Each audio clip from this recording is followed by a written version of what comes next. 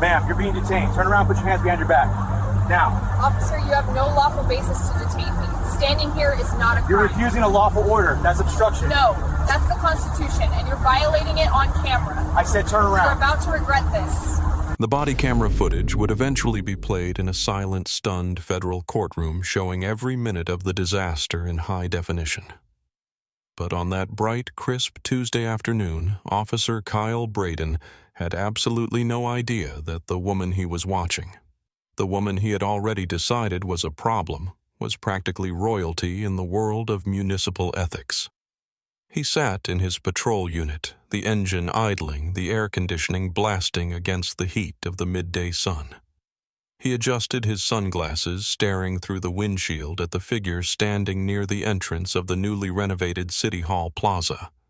To Braden, a 29-year-old officer with a history of aggressive, proactive policing, the woman looked out of place. She was standing too still. She was looking at the architectural details of the plaza with an intensity that Braden interpreted as casing the joint. She was a black woman, 58 years old, dressed in a tailored cream-colored suit that cost more than Braden's first car, though he didn't recognize the brand. She wasn't rushing to a meeting. She wasn't eating lunch on a bench. She was just standing there examining the gradient of the wheelchair ramp. Her name was Dr. Vivian Moore.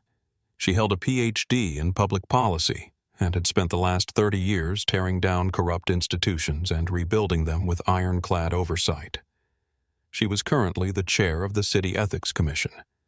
She was the woman who signed off on the budget for the very plaza she was standing in. She was there for a specific reason. She had received a tip that the contractors had cut corners on the ADA compliance ramps to save money, and Vivian Moore didn't trust reports. She trusted her own eyes. She moved a few steps to the left, testing the railing for stability. To Officer Braden, this looked like loitering. It looked like someone testing the security. It looked like suspicious activity in a high-security government zone. Braden had been on the force for 6 years, and he had developed an arrogance that often masquerades as intuition. He believed he could spot a criminal by their body language. He didn't see a dignitary ensuring the safety of disabled citizens. He saw a woman who didn't belong, lingering where she shouldn't be. Before we go any further into this story, a story that will make your blood boil and then make you cheer for justice, I need you to do something. Drop a comment right now and tell me where you're watching from. I want to know who out there believes that respect is a two-way street. And if you believe that the badge should stand for protection, not intimidation, hit that subscribe button. You are not going to want to miss how this unfolds. Braden checked his computer. No calls pending. He was free to engage. He put the cruiser in park, but he didn't call it in yet. He wanted to get a read on her first. He watched her crouch down slightly to look at the joint where the concrete met the pavement. In his mind, she was looking for a place to stash something, or maybe checking for security sensors.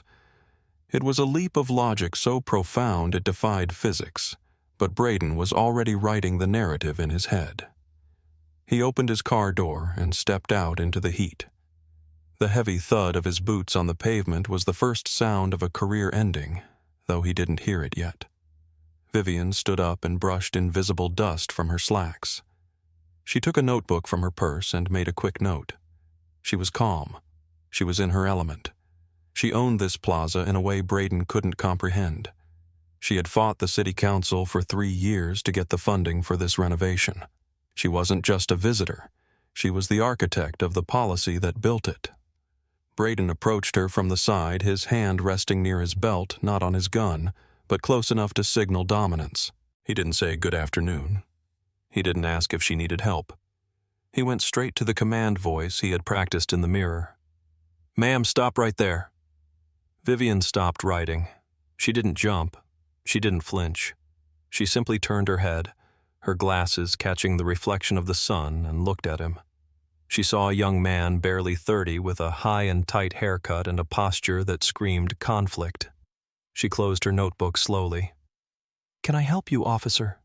she asked. Her voice was the voice of a woman who had lectured in auditoriums with 500 seats. It was projected clear and utterly devoid of fear. I need to know what you're doing here, Braden said, stepping into her personal space. You've been standing in this one spot for 15 minutes. We've had reports of loitering in this area. There were no reports. Braden was lying. It was a tactic he used to flush out nervousness. But Vivian Moore didn't get nervous. She got analytical. I am inspecting the construction, Vivian said calmly. And I haven't been here 15 minutes, officer. I've been here for 6, and standing in a public plaza during business hours is not loitering. Braden didn't like that. He didn't like being corrected. He especially didn't like being corrected by a black woman who looked him directly in the eye. The dynamic was wrong. He was the law. She was the subject. She was supposed to be apologetic. She was supposed to be scrambling for an excuse. It is if you have no lawful business here, Braden snapped. This is a government facility. We have security concerns. You checking out the security features? Vivian almost laughed. It was absurd. I am checking the ADA compliance of the grade. It appears the slope is 3 degrees too steep. Now, if you'll excuse me, I have more measurements to verify. She turned back to the ramp. It was a dismissal. She treated him like a confused intern, not a threat. And that was when Braden decided this wasn't just a stop anymore. It was a contest of wills. And he had the handcuffs. I didn't say you could turn away from me, Braden said, his voice rising. The lunch crowd was starting to filter out of the nearby office buildings. People were grabbing sandwiches, walking to the park benches. They saw a uniformed officer berating a well-dressed woman. Heads started to turn. I am initiating an investigation, Braden announced, moving to block her path. You are now detained for suspicion of loitering and prowling. I need your identification, now. Vivian sighed. It was a sigh of deep, exhaustion-filled disappointment. She knew exactly where this was going. She knew the statutes better than he did. She had in fact been part of the committee that revised the city's loitering laws 2 years ago to prevent exactly this kind of harassment. Officer, she said, her voice dropping an octave, becoming deadly serious. You are making a mistake. Under Brown v. Texas and under our state's specific statutes, you cannot demand identification without reasonable, articulable suspicion that a crime has been committed, is being committed, or is about to be committed. Standing in a public plaza is not a crime. Inspecting public infrastructure is not a crime. I am not obligated to provide ID. Braden's face flushed red. He felt the eyes of the civilians on him. He felt his authority slipping away. He couldn't let a civilian quote case law to him. You're refusing a lawful order, Braden asked, his hand dropping to his radio. That's obstruction. That's resisting. It is neither, Vivian said. It is the exercise of my Fourth Amendment rights. I am asking you to articulate the crime. Specifically, what statute am I violating? Loitering, Braden said, grasping at straws. Section 647. Section 647 requires an intent to commit a crime, Vivian recited from memory. It also requires you to offer the subject an opportunity to explain their presence, which I have done. I am inspecting the plaza. My presence is lawful. Therefore, no loitering exists. You have no basis to detain me. Am I free to go? No, you are not free to go, Braden barked. You're detained until I figure out who you are. And since you're refusing to identify yourself, you're now hindering an investigation. A small crowd had formed. A paralegal from the city attorney's office, eating a salad on a nearby bench, paused with her fork halfway to her mouth. She recognized Dr. Moore. Her eyes went wide. She slowly reached into her bag and pulled out her phone. She hit record. Sir, Vivian said, shifting her stance to face him fully. I am going to give you an opportunity to de-escalate this. I am going to reach into my purse and show you my credentials. They will explain who I am and why I am here. I am not reaching for a weapon. I am reaching for my wallet. Don't you dig in that purse, Braden warned, though he didn't draw his weapon. He was confused now. Her confidence was unshakable. I am moving slowly, Vivian narrated, moving her hand with deliberate, non-threatening slowness. She opened her leather tote. She pulled out a leather wallet with a gold badge embossed on the front. It wasn't a police badge, but it carried the seal of the City Ethics Commission. She held it up. "My name is Dr. Vivian Moore. I am the chair of the Ethics Commission. I have jurisdiction over municipal code compliance. I am working." Braden looked at the badge. He saw the word, Commissioner. He saw the city seal. But his brain, poisoned by bias and adrenaline, rejected the data. It didn't fit the pattern. People like her didn't have badges like that. "That looks fake," Braden said. The words left his mouth before he could stop them. "You can buy those online." Vivian's eyes narrowed. "I assure you, officer, it is real. You can call the city manager's office. You can call the mayor's office. They will confirm my identity." "I'm not calling the mayor for a loiterer with a fake badge," Braden sneered. He grabbed his radio. "Dispatch, send me a second unit to City Hall Plaza. I have a non-compliant subject refusing to identify, flashing false credentials. Possible 148. Code 148. Resisting, delaying, obstructing an officer." Vivian lowered the badge. She looked at the young man with a mixture of pity and resolve. "You have just escalated a consensual encounter into an unlawful arrest based on a protected activity. You are digging a hole, officer, and you have no idea how deep it goes." "Turn around," Braden ordered. "Put your hands behind your back." "For what?" "Disorderly conduct, failure to obey, possessing false government identification. Take your pick," Braden said, feeling the rush of power return. He was taking control. He was winning. Vivian handed her purse to a bystander, the paralegal who was filming. "Hold this, please," Vivian said to the stranger. "Do not stop recording." "I won't," the paralegal said, her voice shaking slightly. "I know who you are, Dr. Moore." Braden ignored the bystander. He spun Vivian around. She didn't fight. She allowed him to pull her arms back. The clicking sound of the handcuffs was loud in the quiet plaza. "This is an unlawful arrest," Vivian stated clearly for the camera. "I am not resisting. I am complying under duress. This officer has refused to verify my identity through proper channels and is arresting me without probable cause." Braden tightened the cuffs. He checked them, not too gentle, not too rough, just standard. But on a 58-year-old woman in a business suit, standard looked brutal. He marched her toward his patrol car. "Watch your head," he said, pushing her down into the back seat. The hard plastic seat was unforgiving. The smell of the patrol car, stale coffee, and sanitizer filled her nose. Vivian sat up straight despite her hands being pinned behind her. She watched through the plexiglass as Braden got into the front seat. He was pumped up. He was typing on his computer. He felt like he had taken down a sovereign citizen or a fraudster. He had no idea that the phone calls were already starting. The paralegal had already called her boss at the city attorney's office. Braden drove the 12 minutes to the precinct in silence. He glanced in the rearview mirror a few times, expecting her to be crying or begging or screaming. That's what people usually did when the reality of jail set in. But Vivian Moore just looked out the window, watching the city she served pass by. She was already drafting the subpoena list in her mind. They pulled into the sally port of the downtown precinct. The heavy metal doors rolled down behind them. Braden pulled Vivian out of the car. She stood tall, her shoulders back despite the cuffs. He walked her into the processing area.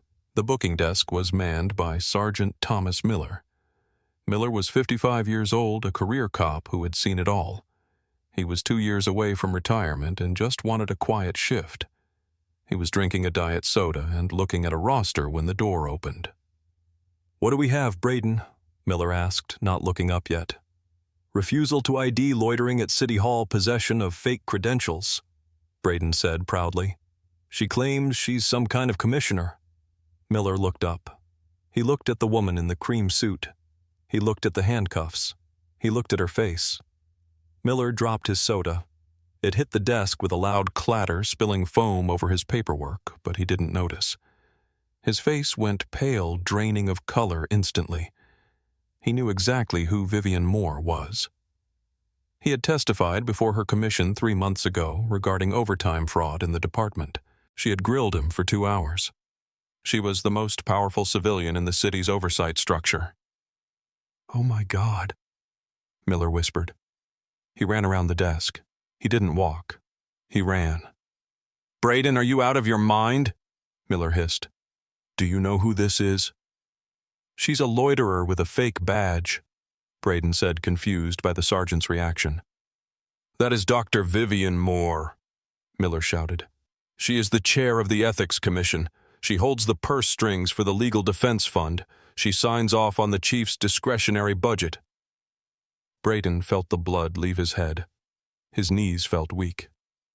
She refused to show ID.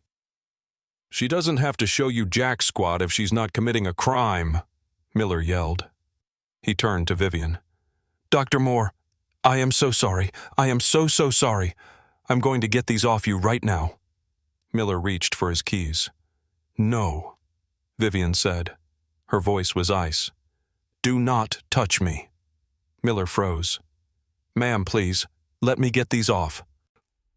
"Officer Braden put them on," Vivian said. "Officer Braden can take them off. But not yet. I want the chief of police down here. I want him to see me like this. I want him to see exactly how his officers treat citizens when they think nobody is watching. Dr. Moore, the chief, is in a meeting." "Pull him out," Vivian commanded, "or I will call the mayor from this booking phone and have him come down here." Miller looked at Braden. Braden looked like a ghost. The arrogance was gone. The swagger was gone. He looked like a child who had just realized he broke the most expensive vase in the house. "Call the chief," Miller ordered the desk clerk. "Now tell him it's a code red. Tell him Dr. Moore is in cuffs and booking." For 20 minutes, nobody moved. Vivian stood in the center of the room. Other officers walked through, saw who it was, and quickly walked away, terrified of being associated with the scene. Braden stood in the corner, trying to make himself invisible. He replayed the interaction in his head. "The badge. She showed me the badge. I called it fake." The doors burst open. Chief of Police Robert Henderson stormed in. He wasn't wearing his jacket. He looked frantic. He saw Vivian. He saw the cuffs. He closed his eyes for a second, a look of pure pain on his face. "Uncuff her," Henderson said, his voice low and dangerous. "Right. Now." Braden stepped forward, his hands shaking so badly he could barely fit the key in the lock. He clicked the cuffs open. Vivian rubbed her wrists. There were red marks on her skin. "Dr. Moore," the chief said, stepping forward. "I don't even know where to begin." "You can begin," Vivian said, massaging her wrist, "by explaining to me why your officer believes that a black woman standing at City Hall must be a criminal. You can explain why loitering is still being used as a catch-all for "I don't like how you look." And you can explain why he refused to look at my credentials." She turned to Braden. He couldn't meet her eyes.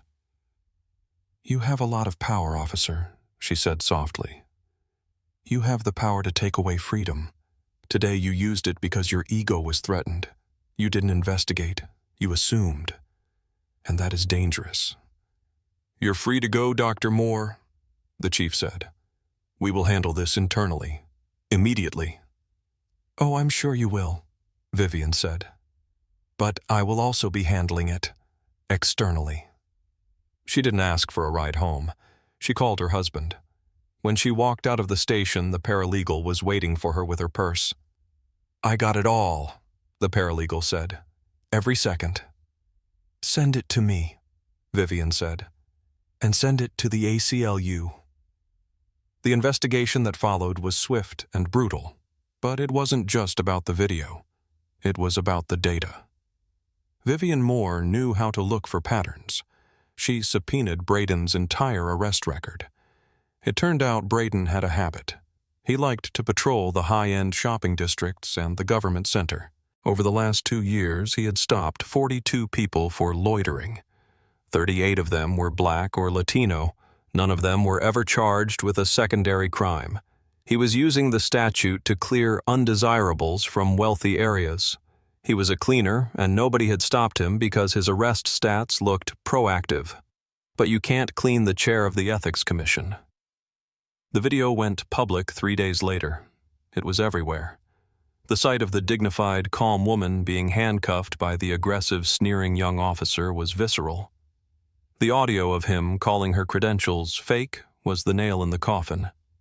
It became a national talking point about the difference between policing and harassment. Braden was placed on administrative leave, but it didn't last long. The internal affairs investigation monitored closely by Vivian's office found him guilty of false arrest, racial profiling, and conduct unbecoming. He was fired 4 weeks after the incident. He tried to appeal through the union, but the union rep watched. The video looked at the chief and said, "We can't defend this." The city settled with Dr. Moore for $850,000. It was a massive sum for a wrongful arrest with no physical injury, but the city attorney knew that if Vivian Moore took them to trial, she would put the entire police department on the stand. She would dismantle them piece by piece. They paid to make it stop. Vivian didn't keep a dime. She created the More Justice Grant, a fund dedicated to providing legal representation for indigent citizens accused of loitering and nuisance crimes. But the biggest change wasn't the money. It was the Moore Doctrine. The city council passed a new ordinance drafted by Vivian herself. It strictly defined loitering to require proof of criminal intent before detention. It required officers to accept digital and physical credentials from city employees immediately, and it mandated that any officer with more than 3 unsubstantiated loitering stops in a month be pulled from patrol for retraining. Officer Kyle Braden left the state. He couldn't get a job in security, let alone law enforcement. His name was toxic. The last anyone heard, he was working in a warehouse in Nevada, far away from the public eye. Dr. Vivian Moore is still on the Ethics Commission. She still inspects construction sites. But now, when officers see her, they don't see a loiterer. They see the woman who taught them that the badge is a heavy weight to carry, and if you use it as a weapon against the innocent, it will eventually crush you. Have you ever been judged by your appearance in a way that cost you your freedom or dignity? Or have you seen it happen to someone else? I want to hear your stories in the comments. And do you think the punishment for Officer Braden was enough? Should he have faced criminal charges for false imprisonment? Let's talk about it. This story matters because it shows us the fragility of our rights. Dr. Moore survived this and triumphed because she was Dr. Moore. She had the knowledge, the connections, and the status to fight back. But imagine if she had been a janitor. Imagine if she had been a teacher. Imagine if she had been just a grandmother waiting for a bus. Would the sergeant have run around the desk? Would the chief have come down, or would she have sat in a cell for 24 hours, pleaded out to a misdemeanor to go home, and carried a criminal record for the rest of her life? That is the question that keeps Vivian Moore up at night. And it should keep us up too, because justice shouldn't depend on who you know or what title is on your business card. It should be blind. And until it is, we have to keep watching, keep recording, and keep holding them accountable. Thanks for watching. If this story moved you, please share it. It helps the channel, but more importantly, it helps spread the truth. I'll see you in the next video. Stay safe out there.